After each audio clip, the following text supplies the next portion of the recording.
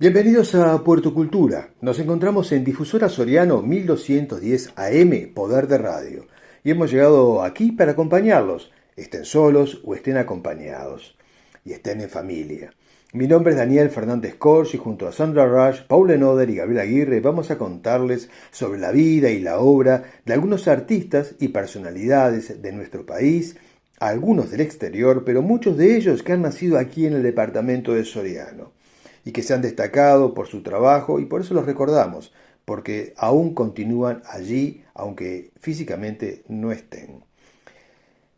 Los invito a quedarse aquí con nosotros en los próximos 60 minutos y dejarse llevar por estas historias que te van a cautivar, porque por eso han desembarcado en Puerto Cultura, ese lugar sorprendente entre el cielo, el universo, la poesía, la narrativa y las historias de vida.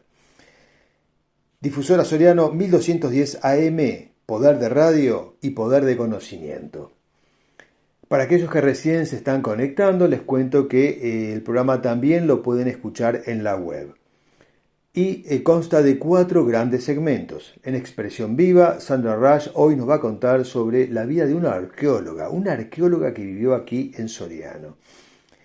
En Secretos de la Lírica, la soprano Gabriel Aguirre va a seguir contándonos sobre temas de música, sobre sus talleres musicales y sobre el Barbero de Sevilla. En Palabras en Red, Paula Noder desde Alemania nos va a acercar a la vida de Alcira Sous-Scafo, que también fue maestra. Y en las historias que yo les cuento siempre, en las historias literarias, la lupa literaria, les voy a hablar sobre José Enrique Rodó. Bien amigos, ingresamos ahora al primer segmento y les recuerdo que nos pueden escuchar a través de la página web www.difusorasoriano.com.uy. A continuación, en Expresión Viva, Sandra Rush hoy nos va a traer la vida de una arqueóloga, como les decía al comienzo, ¿sí? Una especialista en antropología que ha estudiado, como todos los arqueólogos, la historia del ser humano a través de los huesos, de los restos de cerámica y también según las características del paisaje. Pero vamos a ver qué fue lo que particularmente estudió y todo esto lo vamos a saber de voz de la gran investigadora que es Sandra Rush. Adelante, Sandra. Gracias, Daniel. Buenas noches, querida audiencia. La expresión viva de hoy será sobre Leila Tuya, docente, investigadora, escritora, que ofreció su don a la búsqueda silenciosa de trozos de vida pasadas y sus secretos. Leila Carmen Tuya Martínez nació en Mercedes el 3 de octubre de 1909 y murió en Montevideo el 15 de octubre de 1996. Estudió magisterio en Montevideo y trabajó como maestra en la escuela número 4 de Mercedes, hasta que en el año 1942 contrajo matrimonio con Carlos Maeso, se radicó en Montevideo y abandonó la docencia para dedicarse a la investigación junto a su esposo de sitios arqueológicos del país, logrando de esa manera una importante colección de piezas arqueológicas. Además de realizar actividades de campo junto a su esposo y acompañarlo en sus viajes y conferencias, desarrolló estudios sobre los materiales cerámicos de la colección, dio conferencias y publicó trabajos de su autoría. Luego de la muerte de su esposo, Leila creó la Fundación Carlos Maeso Tognocchi y reformó su casa para montar el Museo Arqueológico del Cordón. Se encargó tanto del montaje de la exposición como de la sistematización de la información, la conservación, registro e inventario de las piezas de la colección. El museo permaneció abierto durante 30 años y recibió las visitas del público general, grupos de escolares, estudiantes de secundaria y de grado de la carrera de arqueología, que realizaron sus prácticas con la colección. En 1972 presentó en el primer Congreso Nacional de Arqueología de Uruguay, en la ciudad de Fraiventos, un informe sobre el material cerámico estudiado por el arqueólogo Carlos Maeso.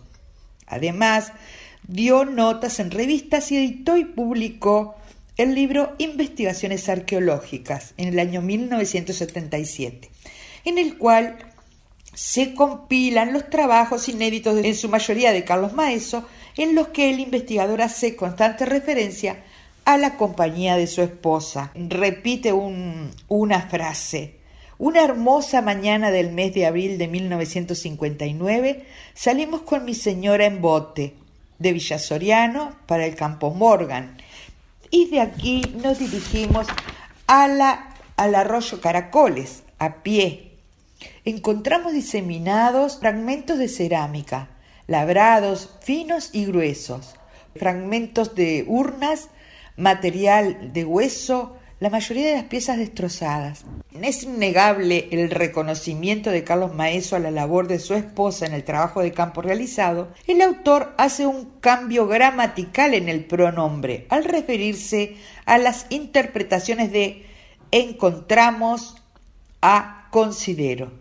Sin embargo, en 1980, Leila publica un libro de su autoría titulado Cerámica indígena de la República Oriental del Uruguay, consideraciones sobre la cerámica de yacimientos arqueológicos investigados en los departamentos de Colonia, Soriano y Río Negro. Se trata del análisis de materiales cerámicos de la colección, el cual está acompañado de dibujos realizados por la autora. Es impositivo el deber de realizar una breve reseña sobre la cerámica sistemáticamente conseguida por mi esposo, el arqueólogo Carlos Maeso, y por mí, en las estaciones indígenas de La Blanqueada, Rincón de la Higuera, Isla del Naranjo e Infante, departamento de Soriano, Campo Morgan, Arroyo Caracoles e Isla del Vizcaíno, departamento de Río Negro. Las excavaciones que se efectuaron siguiendo un plan estratégico dieron como resultado el relevamiento de gran cantidad de fragmentos de cerámicas, lisos y labrados, finos y gruesos, vasijas enteras, otras fragmentadas que fueron reconstruidas. En 1996, año del fallecimiento de Leila, la colección fue declarada Monumento Histórico Nacional bajo el nombre de Colección Carlos Maeso, por medio de la resolución 1019 de 1996, invisibilizando por completo su labor en la conformación e investigación de la colección, así como en su documentación, conservación y socialización a través de la difusión en escuelas y de la musicalización. A partir de este momento, la Comisión de Patrimonio Cultural de la Nación se hizo cargo de la tutela y procedió a su inventario, acondicionamiento y conservación. En el año 2008, el Ministerio de Educación y Cultura adquirió la colección. Un año más tarde, se inauguró el edificio donde se emplazaría el Museo Maeso en Villa Santo Domingo de Soriano, en nuestro departamento, lugar de nacimiento de Leila, con una exposición temporal de paneles con información titulada Carlos Maeso y Leila Tuya, pioneros de la arqueología uruguaya. Es importante señalar que, además de reconocer a Leila como pionera, se destaca su figura a través de una breve biografía, igual que la de Carlos Maeso. Si bien en 2017 se inauguró la exposición permanente Arcilla, Piedra y Hueso a la orilla del con una selección de piezas, la colección aún permanece almacenada en el Museo Nacional de Antropología y esperan pasar a custodia de la Intendencia de Soriano. Cabe señalar, además, que en el año 2011 la Junta Departamental de Soriano aprobó un nuevo nomenclátor para la ciudad de Mercedes, en cuyo listado se encuentra el nombre de nuestra querida Leila. Se designó a la calle número 60 con el nombre de Maestra Leila Tuya. A propósito, el arqueólogo Aparicio Arcaus nos cuenta lo siguiente. Leila es muy querida acá en Mercedes. Acá en Mercedes a Leila la conocían en particular antes de estar con Maeso. Ya era Leila, sobre todo porque era maestra de escuela. Entonces la conoce muchísima gente por su tarea docente. Y por eso no solo fue la esposa de Maeso, sino que tuvo justamente una identidad propia ligada a su tarea docente y a quien era ella. Tenemos que aclarar que Leila estuvo más de 40 años trabajando para la arqueología. 40 años. Si bien fue una muy buena maestra y su profesión era la de maestra y ejerció el magisterio, luego lo siguió ejerciendo desde otro lugar y fue con la arqueología y sus investigaciones. Estuvo más de 40 años trabajando en arqueología. Sin embargo, la inmensa mayoría de los documentos refieren al trabajo de su esposo. Por eso es muy difícil encontrar información de su producción científica. Tenemos que rescatar a estas grandes mujeres que tal vez por decisión propia, como en el caso de Leila, se puede apreciar a través de sus palabras en los libros que escribe y de sus comentarios, dedicó su vida a estar al lado de su esposo, acompañándolo, sin perjuicio de que ella era una gran científica y una pionera en lo que tiene que ver con la arqueología. Todo esto yo lo pude rescatar de un libro que se llama Anales de Arqueología y Etnología, que se titula Mirar la historia de la arqueología uruguaya con lentes violetas. Aquí es donde se hace toda esta reseña que yo acabo de compartir con ustedes y la arqueología es la base fundamental y las mujeres que lucharon para trabajar y conseguir todo esto que les he contado aquí. Lo que se intenta es que se conozca el rol de las mujeres en el desarrollo de la arqueología y antropología del Uruguay y así descubrir a algunas de las numerosas mujeres que junto a conocidos varones han trabajado no solo en el desarrollo científico de la arqueología nacional, sino y fundamentalmente en la selección y cuidado de las más grandes colecciones arqueológicas públicas, que hoy se encuentran en varios museos nacionales y departamentales. Así que hoy hemos rendido un homenaje y un reconocimiento a esta persona tan querida, pero tal vez un poco olvidada, Leila Tuya de Maeso, pero que fue Leila por sí misma, por todo lo que hizo, y depende de nosotros darle ese lugar y ese valor. Si bien tenemos una calle que tiene el nombre de ella, vamos a investigar si es que realmente esas piezas que están en custodia en el ministerio a la espera de ser instaladas, a ser recibidas por la Intendencia de Soriano, si es que no se ha hecho, intentar que se haga, y más teniendo en cuenta de la vinculación que ella tenía con Santo Domingo de Soriano, desarrolló parte de su vida allí. Entonces sería muy bueno y oportuno que en las celebraciones de los 400 años se le haga un lugar que sea Leila Tuya y no solo Museo Maeso. Bueno, buenas noches a todos, que tengan un buen descanso. Nos encontramos el próximo sábado descubriendo vidas maravillosas. Buen descanso. Siempre digo lo mismo, no me canso de asombrarme sobre la cantidad de personas talentosas que han nacido en el departamento de Soriano. Realmente es algo admirable, debería entrar en el libro Guinness.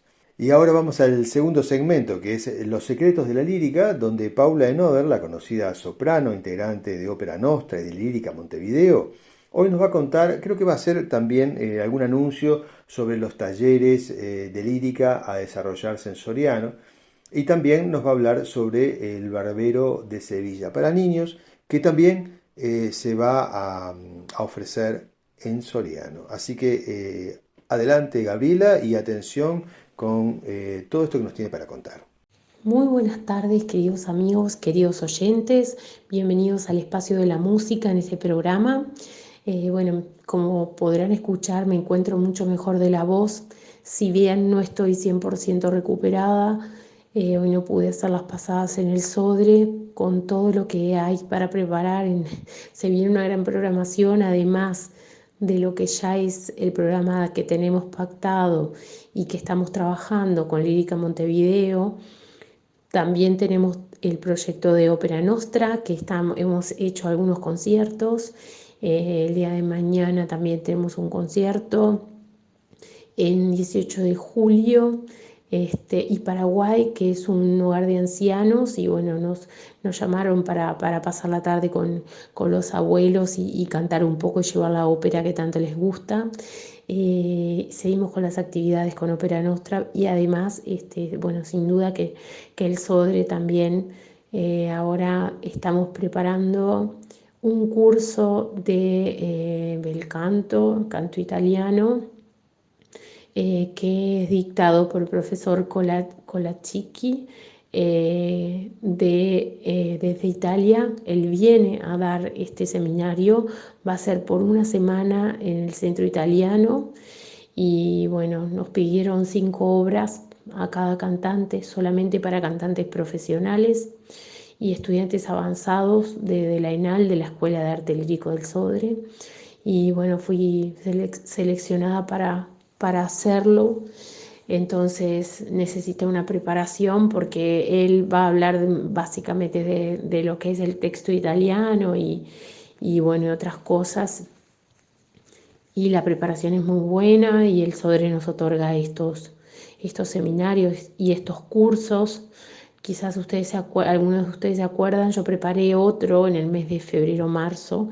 Estuve trabajando con Susan Ramos, que es una conocida cantante lírica de Estados Unidos. Y ella vino y nos hizo una masterclass que duró una semana de trabajo arduo y trabajó con todos nosotros y bueno, después fuimos seleccionados algunos para poder trabajar después y dar el concierto final con ella. Todas estas oportunidades sin duda que nos siguen formando, nos siguen haciendo mejores artistas en cuanto a todo el conocimiento que nos aporta y eso después lo podemos volcar quienes impartimos clases y que nos dedicamos a la docencia, para dar una buena calidad, ¿no? En lo que respecta a las clases. Bueno, contarles también que no se olvide la ciudad de Mercedes, por favor, que nosotros el 15 de julio vamos a estar visitando la ciudad con la Ópera El Barbero de Sevilla. Allí en el Teatro 28 de Febrero, de la ciudad de Mercedes. Las entradas están a la venta ya en Fotobeta. Creo que es Fotobeta enfrente a la terminal. Es un kiosquito que ellos muy amablemente se pusieron a nuestra colaboración para poder ayudarnos con la preventa de las entradas y poder generar también una tranquilidad para las personas que quieran adquirir antes las entradas. Así que bueno, Fotobeta, ahí se encuentran la preventa, pueden ir a adquirir sus entradas ahí. Es algo sin precedentes, porque llevamos una ópera para niños. Es un espectáculo cómico, 1 hora 20 aproximadamente, es cortita, pero con una risa asegurada desde el principio hasta el final, donde también sonará una orquesta y cantantes en vivo. Es un espectáculo completo donde acerca a los niños al género y creo que como experiencia hay cosas que nos marcan, ¿no? En los niños, yo creo que en uno de los espacios estuve contando que a mí con 5 o 6 años mi padrino me llevó al circo y era muy chiquita, pero yo siempre me acuerdo de esa escena en el circo, porque era algo que yo nunca había visto y que me dejó, sin duda, me impactó, me generó un hermoso recuerdo. Y, Y eso es lo que yo quiero generar en cuanto a lo que es la ópera y el género para todos los niños, ¿no? Para todos los niños que no conocen de qué se trata, cómo es la cocina de la ópera, cómo se prepara. Bueno, también quiero impartir un poco en las clases, que ahora más adelante les cuento también de qué se trata. Todo eso. Y sin dudas que los niños son el futuro y poder mostrarles algo diferente, algo que ellos nunca tuvieron acceso, porque este tipo de espectáculos ni siquiera me atrevo a decir que en Montevideo no hay ahora, y que hay que ir al exterior y no se hace tampoco mucha producción de óperas para niños. Títulos, estoy hablando de títulos emblemáticos de ópera. Por eso estoy diciendo que es algo sin precedentes en Uruguay, porque llevar a la ópera desde este lugar, poder preparar un guión, poder preparar todo, transportarlo al español, que está todo escrito en italiano, y poder contar para que la historia, para que les llegue a los niños y que ellos puedan divertirse y que además genere la emoción de encontrar una orquesta, de ver cómo suenan diferentes instrumentos y cómo cantan este tipo de cantantes, ¿no? Que están además actuando y bueno, y haciendo un poco de payasadas mientras cantan y vienen y interactúan un poco con los niños también y los hacen también protagonistas de la historia. Es sin duda una experiencia única. Entonces, bueno, compartan en redes, compartan esto que escucharon, que nosotros vamos a ir con la ópera para niños a Mercedes el 15 de julio, que los vamos a estar esperando a todos con muchas ansias y muchas ganas de compartir este género hermoso con todos los niños y dejarles algo sin dudas. Eh, y bueno, y también generar en toda la familia eso tan lindo que es la música, ¿no? Que nos llega a todos, es el lenguaje universal. Así que, bueno, nada, súper contentos y más que expectantes de que sea un éxito. Después contarles las clases en el Ateneo. En el Ateneo de Mercedes estamos preparando los grupos para canto y para comedia musical. Ambos grupos, bueno, se están formando en canto, que va a ser el único lugar que se van a impartir y que se hacen las clases presenciales, no se van a hacer online. Se va a dictar toda la parte de técnica vocal, teoría, la parte de respiración, fonética, aparato fonador, dicción, interpretación. Se va a dar un combo de formación a nivel profesional. Es un curso muy completo y además de nivel. Así que bueno, si los interesados también en tanto en canto como comedia musical, que es otra disciplina hermosa que vamos a estar dando también. Si bien la comedia musical encierra tres disciplinas en una, que es canto, actuación y baile, bueno, nos prepara para ser artistas completos. Así que bueno, dentro de lo que es comedia musical se va a estar impartiendo clases de danza, clases de canto y clases de actuación. Y se prepara también para ambos, preparamos un espectáculo para presentar a fin de año. En tanto en la comedia presentamos los musicales y en canto, bueno, hacemos una muestra de alumnos que todos van a tener notas y bueno, se va a generar algo muy lindo, y creo que como para formación en la ciudad de Mercedes va a aportar muchísimo en cuanto culturalmente, ¿no? Así que bueno, los esperamos a todos. Los teléfonos de contacto para consultas son el 094-239-320. Quienes quieran y deseen algún tipo de información son bienvenidos a poder contarles de qué se trata Así que también los esperamos a todos. Bueno, y me despido, se me fue el tiempo, los espero a todos con la ópera para niños el 15 de julio, 17 horas, Teatro 28 de febrero. Y les deseo muy buena semana a todos, un fuerte abrazo y gracias. Que viva la música en el Uruguay y en el mundo. Bien, ahora desde Alemania conectamos con Palabras en Red, con Paula Enoder desde la ciudad de Múnich, donde nos va a contar sobre la vida de una poeta uruguaya que también fue maestra, Alcira Soutz Scafo, que tuvo o que vivió en México una historia muy especial. Así que más allá de su aporte cultural, también tuvo una vida más que interesante y yo creo que debe haber sido muy inspiradora para ella, ¿no? Luego de esos sucesos que vivió. Pero bueno, Paula ahora nos va a contar todo esto. Adelante, Paula.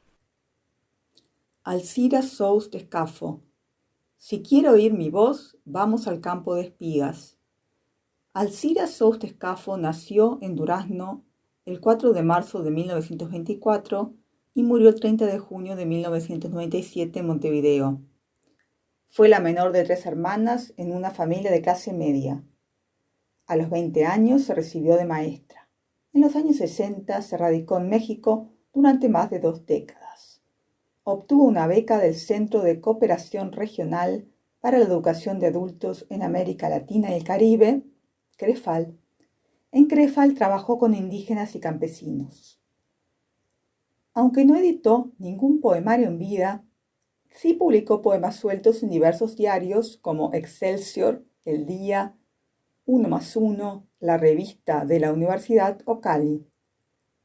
Y durante casi 15 años editó, imprimió y volanteó semanalmente cientos de hojas en los pasillos de la Facultad de Filosofía y Letras en México.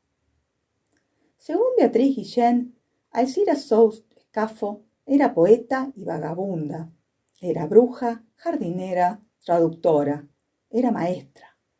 La reconocían por haber sido ayudante de Rufino Tamayo, musa de Roberto Bolaño, amiga de León Felipe. Fue todo eso, pero más. Una errante sin dientes que defendió la belleza de la escritura frente a los militares en el 68, que repartió versos en el funeral de Rosario Castellanos y cultivó flores y alumnos en un jardín cerrado entre los edificios de Ciudad Universitaria al que llamó Emiliano Zapata. Se la conoce a Alcira Sous de Scafo por el incidente en la Universidad Nacional Autónoma de México, UNAM, ocurrido en 1968. Alcira estuvo encerrada en un baño de la Torre 2 de Humanidades en la UNAM durante 12 días de la ocupación militar de Ciudad Universitaria sin alimentos y bebiendo agua. La ciudad universitaria fue invadida y ocupada por el ejército el 18 de septiembre de 1968. En sus notas personales, Alcira describe su encierro con la imagen de una abducción extraterrestre. Estuve 12 días en el platillo volador. La historia está registrada en el diario de José Revueltas, México 68, Juventud y Revolución, de 1978, escrito durante el movimiento estudiantil. Esta anécdota también fue ampliamente difundida en La noche de Tlatelolco, de Elena Poniatowska, 1971, también en la ópera de Luciérnaga, con la música de Gabriela Ortiz y libreto de Silvia Peláez. En Soust está basado el personaje de Auxilio Lacouture de la novela Los detectives salvajes, en la cual Roberto Bolaño recreó el ambiente literario de aquella época. En esta obra y posteriormente en Amuleto se reconstruye literariamente la resistencia de Soust durante la invasión de la UNAM por el ejército mexicano. La legendaria Auxilio Lacouture está inspirada en Alcira Soust, una uruguaya que habitaba en el campus de la UNAM y resistió la intervención del 68 recluida en un baño. Bolaño retomó su personaje un año después y la convirtió en protagonista de la novela Amuleto. En el trabajo Tras las huellas de Alcira Soust, publicado en Brecha, Uruguay, en enero de 2009, Ignacio Baiter investiga los pasos de esta poeta uruguaya. El negativo de auxilio es Alcira Soust Escafo, una maestra de Durazno que viajó a México y conoció a Bolaño en 1970. Así, la vida de esta mujer, que vista a la distancia no deja de ser una historia de rebeldía extrema, triste y bolañana. El arte de la ficción es un misterio. Quienes conocieron a Bolaño en sus años mexicanos dicen que era alciresco.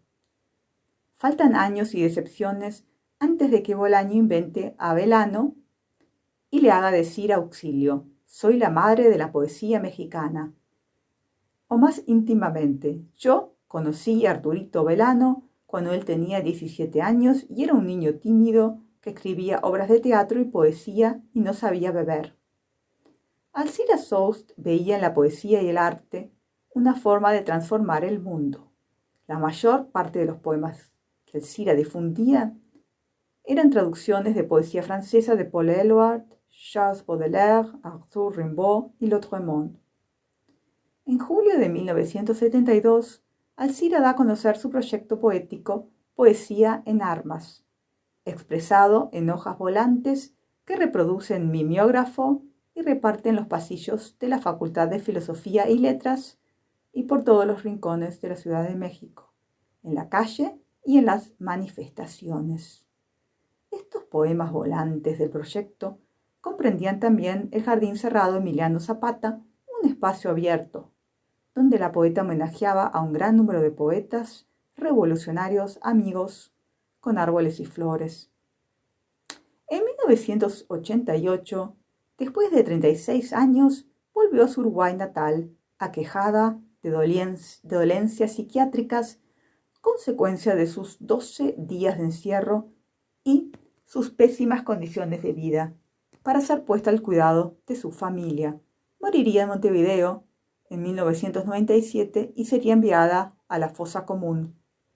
Más recientemente, en 2022, salió el documental Alcira y el campo de espigas, del director Agustín Fernández Gabart, sobrino nieto de Alcira Soust. Esperemos que, gracias a estos esfuerzos, la figura de Alcira sea conocida y reconocida. Bien, sobre el final de Puerto Cultura, como siempre, entramos en la lupa literaria y hoy les voy a hablar sobre José Enrique Rodó. Y vamos a ver por qué Rodó fue tan importante para el desarrollo sociocultural de nuestra sociedad a comienzos del siglo XX. Recuerden que nació en 1871 en Montevideo y falleció en Italia en 1917, más precisamente en la ciudad de Palermo. Él se formó en una familia que por entonces había perdido una posición social cómoda, pero que el fantasma del pasado aún le rodeaba. Rodó solo cursó un año en el Instituto Elbio Fernández y después continuó en la escuela pública y no terminó los estudios universitarios. Sin embargo, el joven José Enrique, tenía las cosas muy claras y salió adelante estudiando por su cuenta. Él tenía deseos de viajar y conocer el mundo y ya siendo un hombre mayor lo logró. Siendo joven visitó Chile y después sí viajó a Europa, donde encuentra en Italia, digamos que su último hogar, ¿no? Cuando fallece el padre de José Enrique Rodó, él tenía 14 años y comienza a trabajar en un estudio de escribanos, quizá por aquella frase que dice, si buscas un resultado diferente, nunca hagas lo mismo. Es que Rodó continuó estudiando, formándose e hizo todo lo que estuvo a su alcance para superarse y construir un camino diferente al que su realidad le mostraba. Voy a aclarar que la frase que acabo de decir no circulaba como tal en el momento en que Rodó era un adolescente, ¿no? Pues la frase pertenece a otro genio de la humanidad y es al físico Albert Einstein.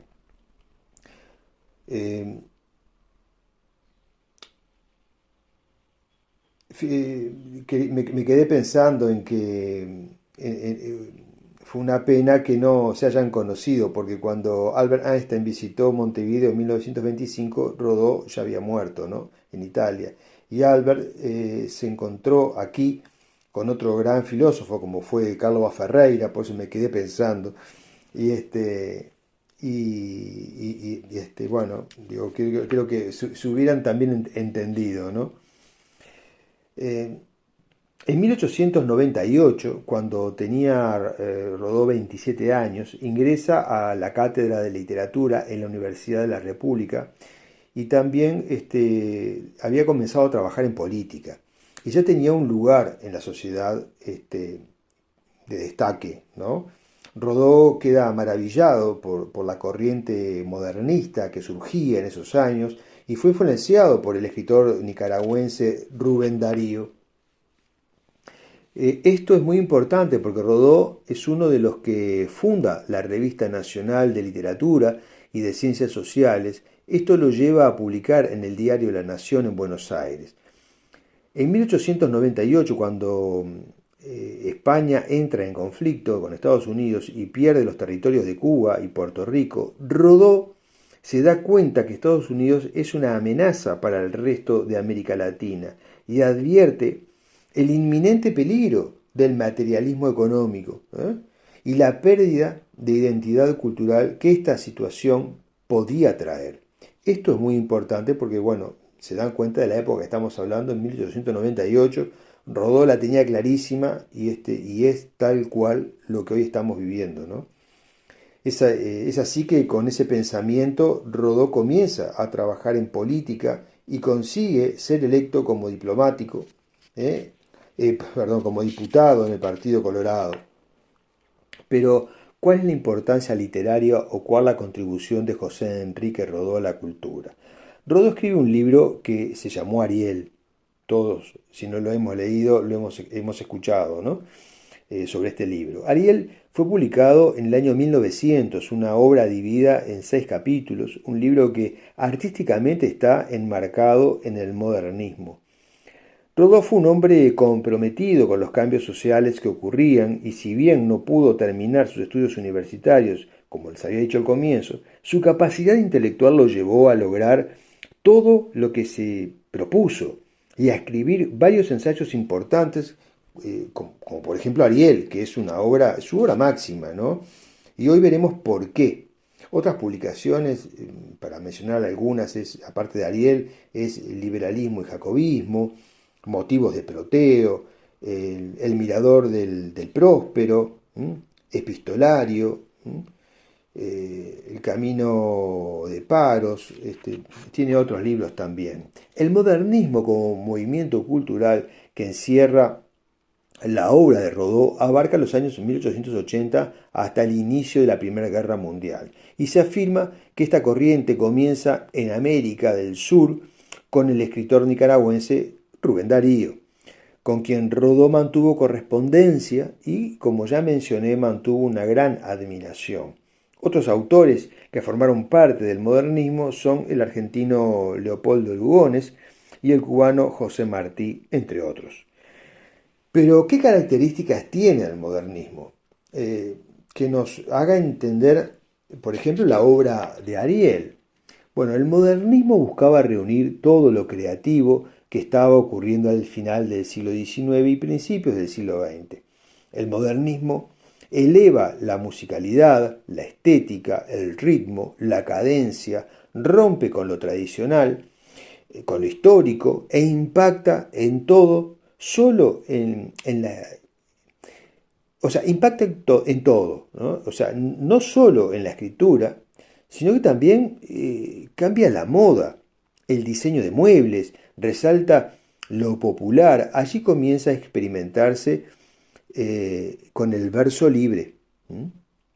La obra Ariel, publicada, como les dije, en 1900, cuando Rodó tenía 29 años, llega en el momento histórico justo, que es cuando Estados Unidos comienza a expandirse y a conquistar otros territorios, como ya mencioné, como lo que pasó con Cuba o Puerto Rico. Este punto es el centro de todo, es el centro de Ariel, es donde giran todas sus obras, toda su obra, y desde allí Rodó intenta señalar el ánimo colonialista de Norteamérica.